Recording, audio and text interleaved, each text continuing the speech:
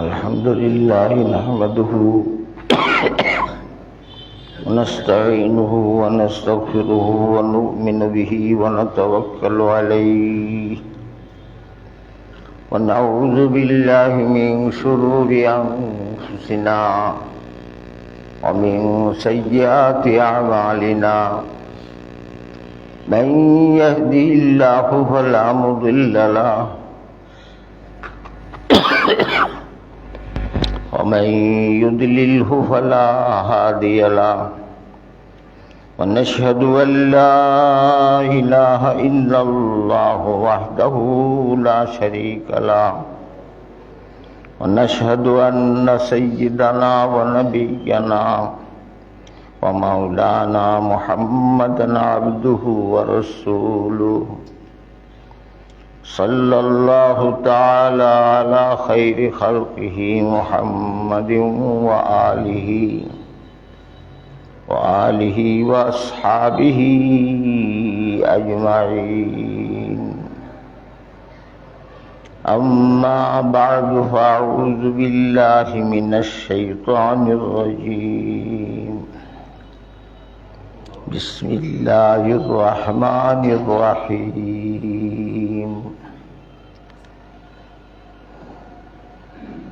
إلهكم إله واحد الحمد لله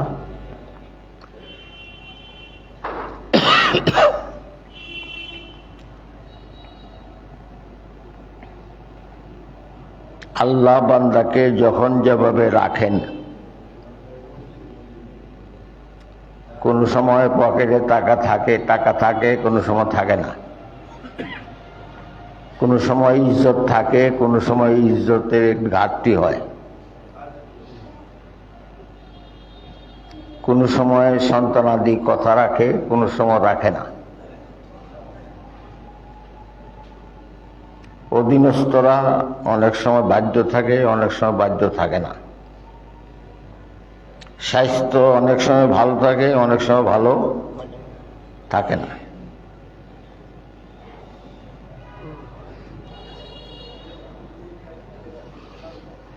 এই জন্য প্যারে নবী সাল্লাল্লাহু আলাইহি ওয়াসাল্লাম বলছেন,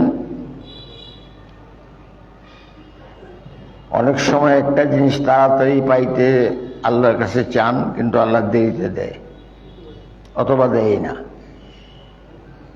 এটা বান্দার মঙ্গলের জন্য। যেটা দিছেন সেটাও মঙ্গলের জন্য। আর অসুখ বিসুখ এটা থাকা নিয়ামত। কারণ অসুখ বিসুখের দ্বারা ধৈর্য ধরলে তার এমন মকাম পায় যেটা ইবাদত করেও পায় না। আল্লাহ বহুত বড় মকাম দিয়ে দেন।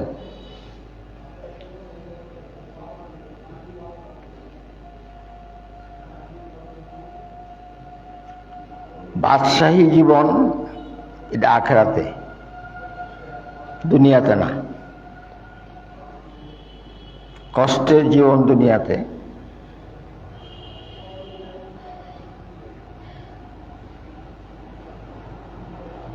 ফসিল পাবেন আখিরাতে। আল্লাহ পাকের বান্দার উপর একটা পাওনা আছে, বড় পাওনা। এই পাওনা যদি সে ঠিক রাখে তাহলে সে বেহেশতে যাইব। বুখারী শরীফের হাদিস ব্যাখ্যা দেখলে যেটা দেখা যায়, কুরআন শরীফের আয়াত দেখলে যেটা দেখা যায়, পাওয়া যায় যে বান্দার সবচেয়ে বড় হক হইল আল্লাহর হক বান্দার উপরে, যে সে যেন শুধু এক আল্লাহকে ইবাদত করে। কি করবে? এক আল্লাহকে ইবাদত করে, শরীক করবে না।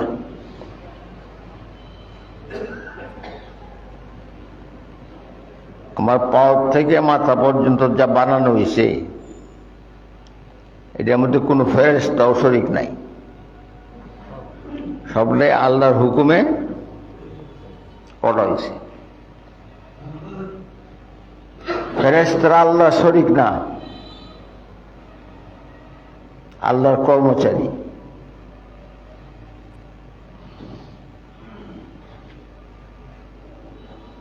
মর্যাদার দিক থেকে আবার আল্লাহ পাক ফেরেশতার চেয়ে বড় করছেন মানুষ জাতিরে।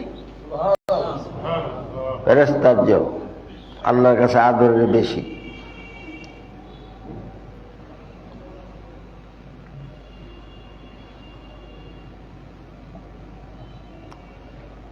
প্রথম পাওনাটাই হইল, তুই বান্দা আমার সাথে কেউ শরীক করিস না।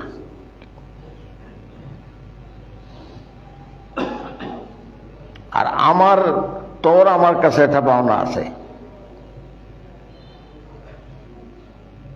যে তুই যদি শরীক না করস তোরে মাফ করে দেন। এটা আমার উপরে পাওনা, আমার পাওনা। তোর পাওনা আমার উপরে, আর আমার পাওনা তোর উপরে, তুই শরীক করিস না। আমরা খালি মনে করি যে এক আল্লাহ তোমার নিতে শরীক করি কি ভাই।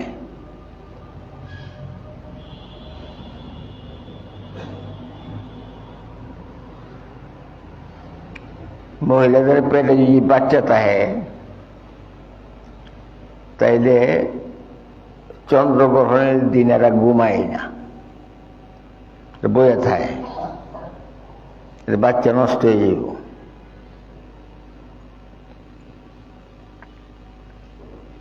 ইসলামকে মানে সংখ্যা না মানের সংখ্যার চেয়ে কম, না মানার সংখ্যার চেয়ে কম। যে না মানে না যারা, তারা কি চন্দ্রগ্রহণের সন্তান নষ্ট হয়ে করে? নষ্ট হয় না, কারণ সন্তানটা পাঠাইছে আল্লাহ, হেফাজত কে করব? আল্লাহ। প্রশ্ন আছে, এত আশা করিয়া মানুষ সন্তানটা লয়, মার এত আশা আমার আম্মা ডাকবো, বাপের এত আশা আমাকে আব্বা ডাকবো, সন্তানরা মরে যায়।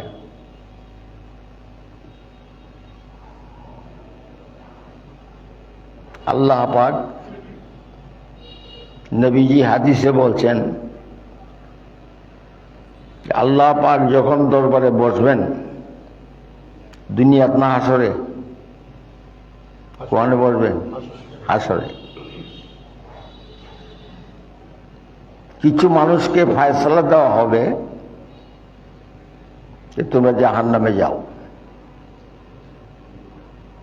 কিন্তু তারা পথে যাবার পরে কিছু ফুলাফান এরা আইসা কাবলায় ধরব, এখন এরা আর জান্নাতি, আর দুজকে নিতেছে এরার হাত আগুনের, স্পর্শ করলে আগুন লাগু শৈল, তার হাত ছাড়িয়ে দিছে। বলো তোমরা কেন আমাদেরকে আটকাইছো? আল্লাহ পাক এই সন্তানদেরকে, আল্লাহ রসুল এই সন্তানদেরকে ঝগড়াটিয়া বলছেন। হাদিসে কি বলছেন? ঝগড়াটিয়া। ঝগড়া কি আল্লাহর সাথে করবো না ফেরেশতার সাথে? ফেরেশতা দিতাম না, যাও না দিতাম না। আমরা যা কি বলো তোমাদের দাবি কি? যে আমাদের দাবি সবটাই আল্লাহর কাছে করব। আল্লাহ পাক শুনবেন, তারা এটাই বলবে যে আমরা বড় হইলে আব্বা আম্মা ডাকতাম, তারা শান্তি পাইতো, তাদেরকে করতে পারতাম, তারা শান্তি পাইতো, সাথে চলতাম, তারা শান্তি পাইতো, কিন্তু আল্লাহ আগে আমার লইছ, এরকম কিছুই আমি করতেই নেই আমার আব্বা আম্মার লেগিয়া। মানে আমার দাবিটা হইল আজকের দিনে আমার আব্বা আম্মাকে জান্নাতে নেওয়ার অনুমতি তুমি দিবা। অনুমতি কে দিব? আল্লাহ। তো আল্লাহ পাক বলবেন যা তাদের অনুমতি পাশ করো, হইল লইলা, যেটা সিন জাহান্নাম গ্রহণ করে যাব জান্নাতে। এক বুজুর্গে বিয়া করে না, এই হাদিস যখন পড়ছে শেষ বয়সের দিকে বিয়া একটা করছে, করার পরে একটা সন্তান হয়েছে, সন্তান মারা গেছে। সন্তান মারা যাওয়ার পরে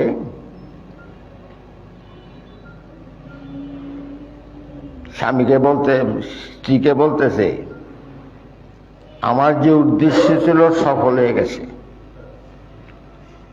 আপনাকে আমার খেদমতের জন্য বা আমার কাছে থাকার জন্য, আমার সেবা করার জন্য বিয়ে করছি না। আমি বিয়ে করছি যে আমার একটা সন্তান হইতো আর মারা যেত পরকালের সওয়াবের লাগিয়া। আমার এটা হয়ে গেছে, সন্তান হয়েছে, মারা গেছে, যে আপনি এখন আপনার চিন্তায় যেতে পারেন, আর কোন চিন্তা নাই। নবীজির কথাটা যে সন্তানাদি হাসরের ময়দানে কি করবে, এরকম দিলে এরকম বসছে, বিশ্বাস হয়েছে।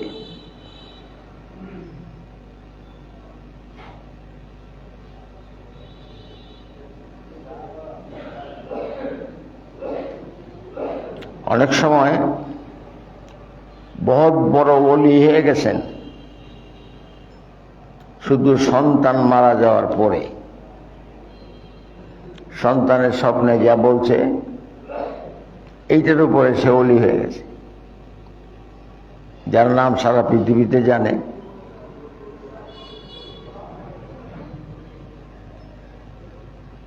আমার পীর আছে, আপনার পীর আছে মনে হন, নবীজির জীবনে কোথাও এটা পাবেন না যে সাহাবাগণকে হুজুর বৎসরে একবার একত্র করতেন, ওরা তাদেরকে বয়ান দিতেন, আর তারাও হাদিয়া মাদিয়া লয়ে যাইত। এরকম কোনো ঘটনা নবীজির জীবনে নাই। এক সাহাবী গ্রামও থাকতেন, গ্রামীণ ফসিল যেটা আছে, যেমন আমরা মনে করি লাউ, সিম, টিম, আবিজাবি, এইটা লয়ে যেতেন নবীজির জন্য। আর নবীজির শহরে যেগুলি পাওয়া যায় এইগুলি কিনে তারে হাদিয়া দিতেন। নবীজিকে উনি হাদিয়া দিতেন আর নবীজি উনারে হাদিয়া দিতেন। কারণ হাদিয়া লইয়া আমরা মধ্যে একটা কথা আছে, এটা ভয়ের বড়া, জাযাকাল্লাহ।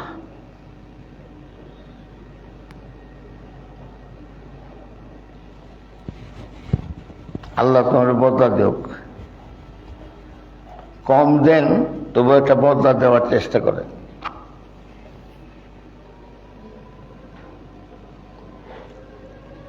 যেহেতু আল্লাহ শরীক পছন্দ করেন না, কাজে আপনারা যদি বলেন যে হিসাব রে হুজুর আপনি একটু খেয়াল রাখুন, যে আমার দিকে একটু খেয়াল রাখবেন, তো বেটা খেয়াল রাখবো কি, ঘুমায় গেল তো এই বেটারই খবর থাকে না, কাপড় টিয়রে বেটা গেছে মায়নাথ, এর নামটা অসুবিধা হয়ে গেছে। বেটা কি খেয়াল রাখবো, তার নিজের খেয়াল নিজে রাখতে পারে না। মশায় কামড় দিলে পরে কামড় বিষ করলে পরে টের হয়ে তাফা দেওয়ার জায়গা থাকে, তাফা দিয়ে নিলে ভিড়ের মাঝখানে বলে তাফাও দিতে না, সহ্যই করে লাগে, বলে মানে গঠন লাগে। উনি আপনার কি খেয়াল রাখবেন? খেয়াল রাখার মালিক আল্লাহ বলতেছেন, তুমি যেখানেই যাও আমি সেইখানেই তোমাকে খেয়াল রাখি। যদি বলেন সব সময় 24 ঘন্টা তুমি ঘুমায় পড়ো, আমি খেয়াল রাখি। সাপ গর্ত দেখলে ঢুকে, তেল চোরা গর্ত দেখলে ঢুকে, ইঁদুর গর্ত দেখলে ঢুকে। আচ্ছা, একজন মানুষ খুঁজছে আপনারা জীবন ভরা পাইছেন যে ঘুমাইছে মুখ করলিয়া অন্দুরকে ঢুকি হচ্ছে, তেল চোরা ঢুকি হচ্ছে না।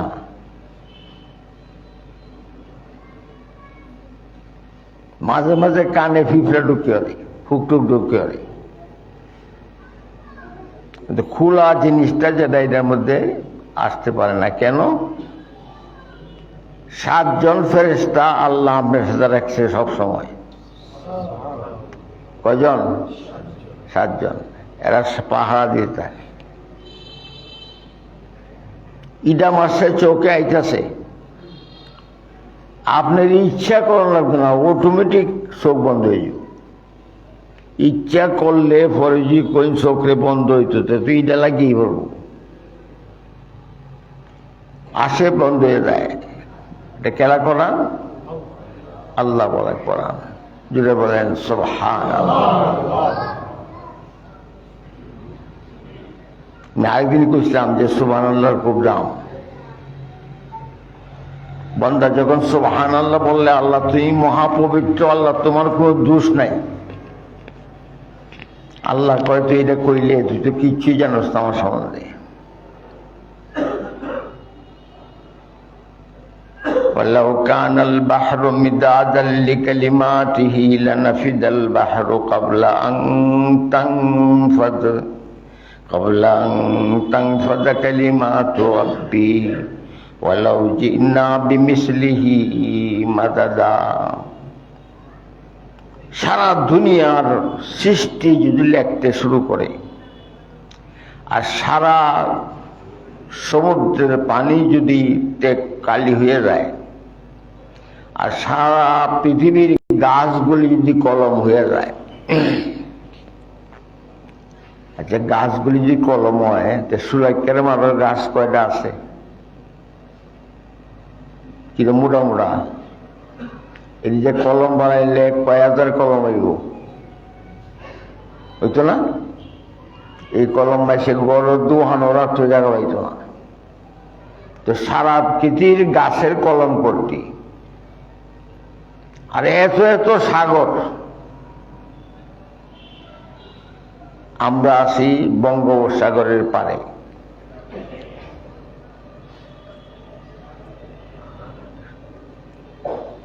সব দুনিয়ার পানি, খাল বিল নদী পুকুর সমুদ্র নদী সবার পানি যদি কালি হয়ে যায়,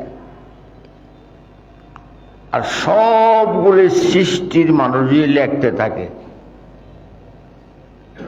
আর লেখার মধ্যে ফুরায় গেলে ক্লান্ত হয়ে গেলে আরেক দল ডাইনে বয়, কালি ফুরায় গেলে আবার কালি বড়ে, এইবার যদি কিয়ামত পর্যন্ত আমার গুণাগুণ লিখতে থাকো, তাইলে আমার গুণাগুণ শেষ হবে না।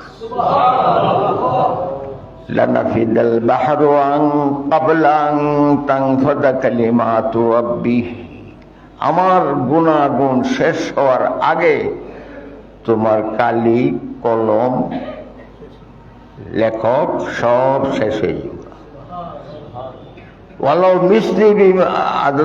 আলাও মিস্ত্রি, তুমি যদি তার সমপরিমাণ আরো পানি লো, আরো মানুষ লো, আরো কলম লো, কিয়ামত পর্যন্ত লইতেই যাও, আমার গুণাগুণ শেষ হবে না। যেটা বলেন যে তুমি যে আমরা সুবহানাল্লাহ কইলা, তুমি কি জানো? আচ্ছা যখন কইছই তুমি, তাইলে আমি একটা কাজ করব। তুমি আমাকে বলছো পবিত্র, আমাকে বলেছো আমি দোষহীন, এই আমি তোমাকে কিয়ামতের ময়দানে পবিত্র বানাবো, কিয়ামতের ময়দানে দোষ ছাড়া তোমাকে বানাবো। কোনদিন? কিয়ামতের ময়দানে। জুড়ে বলেন সুবহানাল্লাহ। এই তসবিরে অবহেলা করেন না। নমাজ দিছে আল্লাহ 5 ওয়াক্ত, রোজা বৎসরে একবার, যাকাত বৎসরে একবার, হজ জীবনে একবার, নমাজও 5 ওয়াক্ত, এর মাঝখানে নমাজ নাই। কিন্তু আল্লাহ পাক কোরআন শরীফে বলছেন, ওয়াজকুরুল্লাহা যিকরান কাসীরা, অগণিত পরিমাণ, অসীম পরিমাণ আল্লাহ জিকির করো। জোরে বলেন সুবহানাল্লাহ। কারণ জিকির তো একটা আছেই, মসজিদে ঢুকতে জিকির, বাইরে জিকির, বাথরুমে যাইতে জিকির, বাইরে জিকির আছে না? কাজের মধ্যে সব জিকির আছে, এটি করো। যে ঘরে সালাম দিয়ে ঢুকবে, বাথরুমের দোয়া ফুলে ঢুকবে, এর শয়তানে ঝামেলা করতে পারত না, জিনে কাবু করতে পারত না।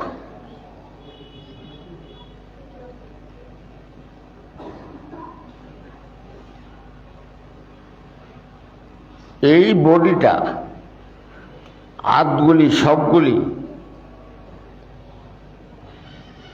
এইগুলির মতন সিনেমা আর নাই। সিনেমাটা পর্দা দেখেন, এটা ফটো, আসল কিছু নাই। যদি দৌড়িয়া যায়, দৌড়তে থেকে ফর্দার বাড়ি গাইব, ঠিক না বেটি?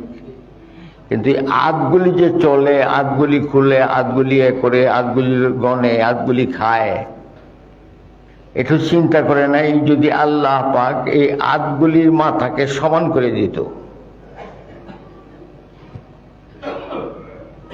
সমান করে দিত, যে মুঠ মারতাম নইলে, মুঠ মারতাম নইলে, তাহলে আমি নিজে তুললেও খাইতাম নইলে।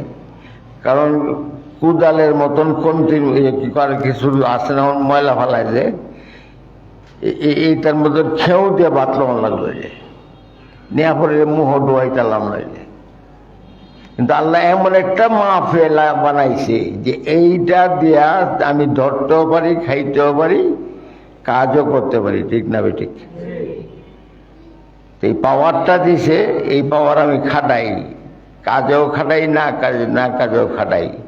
এই হাতে কেউ গুলি মারি, এই হাতে কেউ কূপ মারি, এই হাতে কারে কুরকিল মারি, এই হাতটারই কাজে লাগাই, ঠিক না বে ঠিক? কিন্তু এইটার মধ্যে কুদরত আছে, শিখুন। যে কপালটার মধ্যে কোনো দিনেই চুল গজাবে না, আপনি কামাইন তবু চুল গজাবে না, হাতের তালা কামাইলেও চুল গজাবে না। কেন? আল্লাহ পাক এই দিনে পরিষ্কার রাখছে যে তুই যখন সেজদা করো তাদের সবগুলি লোম ছাড়া হয়। সেজদাগুলি কি হয়? লোম ছাড়া হয়। তোরও মজা লাগবে, আমারও মজা লাগবে। আমরা যে সেজদা করি প্রত্যেকে আল্লাহর কুদরতের পায়ের মধ্যে সেজদা করি।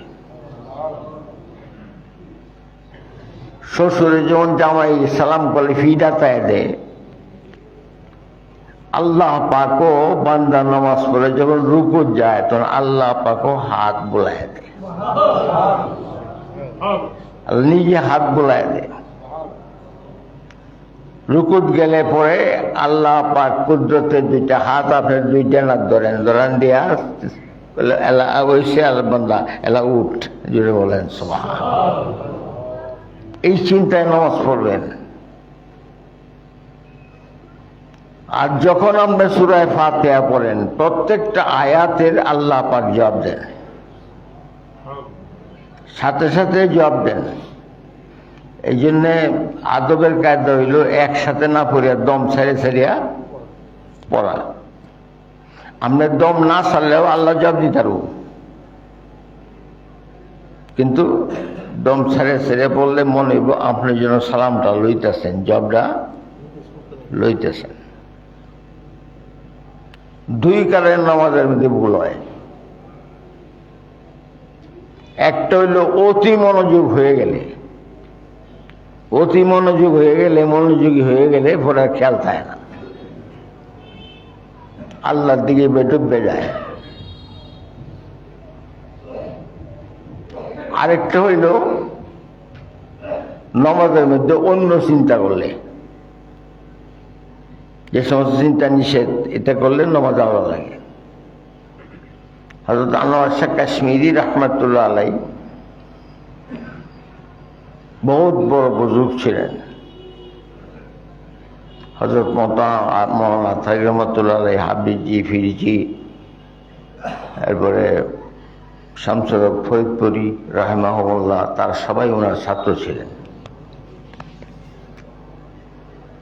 উনি উনি এক নজরে যারা পত্রিকার মতন পড়তেন, উনি এই বলছেন 22 বছর ভিতরে আমি এটা বলি না, পৃষ্ঠা সহ থাকে। হাদিসের বলতে একবার পড়লেই ওনার সব মস্ত। আল্লাহ একটা কুদরত দেখাইলেন যে তুমি সব মস্ত করতে পারো, কিন্তু উনি হাফেজে কোরআন নিতে পারলেন না। কি হইতে পারলেন না? হাফেজে কোরআন হইতে পারলেন না। উনি যদি একদিন ওনারে ইমামতি দিল যেত না, ছাত্র এদের করা যেত।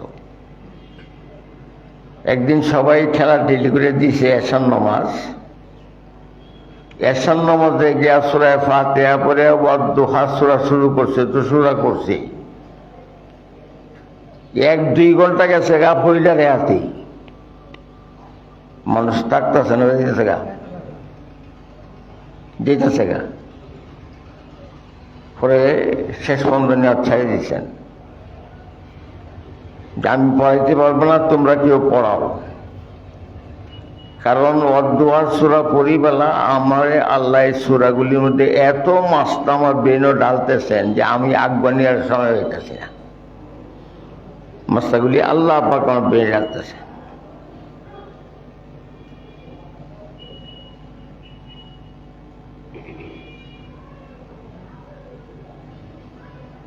আল্লাহ আল্লাহ আল্লাহ।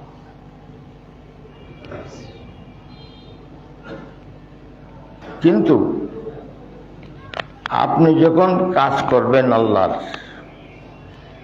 সমালোচনায় ভরে যাবে। কি হবে? সমালোচনায় ভরে যাবে। কেউ করে আপনার এক গাড়ি এলবো মারি 40 মারি তলে, আর কেউ বলে ওটা এলবো আসমান। এটা তারিফ।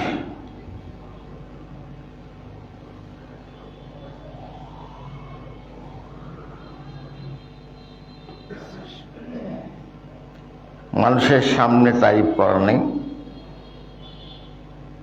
তবে তারিফ শ্রাবণ কেউ স্টেজে পাইলে এইবার অবশ্যই ঠিক না বেটি ওয়াজ করবো বলে স্টেজও পাইছেন, কিছু কইলেন না, তারিফ সারিফ কইলেন না, বেটা কইলে কই আইলাম, কিছু কয় না। এটা ছিল না 200 বছর আগেই, এটা ছিল না, এখনই চাইছে।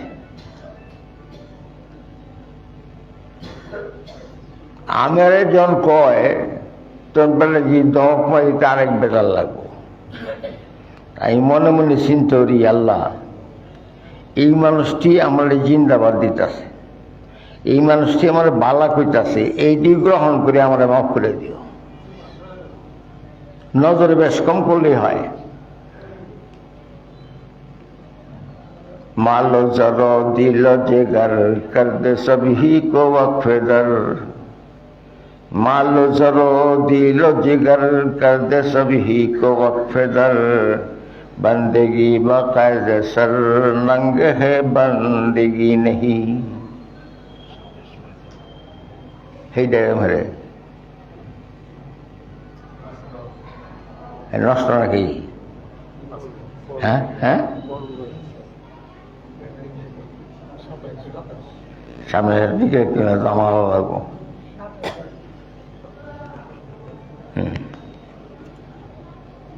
তো আমরা আল্লাহ হওয়ার জন্য আসছি, আল্লাহ আমাদের আসেন, সবসময় আসেন।